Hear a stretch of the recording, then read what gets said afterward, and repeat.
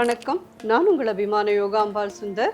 Sri Dushyant Sridhar sir வந்திருக்கார் இன்னைக்கு. நீங்க சொன்னதை வச்சுதான் நானுமே சில கோவில் பிரசாதங்கள் எல்லாம் முனியோதர பொங்கல் பாட்டி உங்களோட வீடியோ எனக்கு போர் அடிக்கிறதையெல்லாம் பார்ப்பேன். அதுவும் நான் எப்படி பார்ப்பேன் தெரியுமா? குஸ்து பாட்டி வீடியோ போடுவேன். நீங்க இந்த ராமாயண புஸ்தகம் எழுதுறதுக்கு உங்களுக்கு எப்படி இந்த உத்வேகம் வந்தது? இப்போ ராமர் இருந்தபோதே வால்மீகி ராமாயணம் எழுதினாரா அல்லது அதுக்கப்புறம் எழுதினாரா? அப்போ ராமர் அங்கீகாரம் பண்ணிட்டாரா? அதை சுகர் போட்டுடலாம். நல்ல ஒரு HbA1c எவ்வளவு மேம் இருக்கும்? அப்ராக்சிமேட்லி ஒரு 10 கிட்ட போகும். ஐயோ.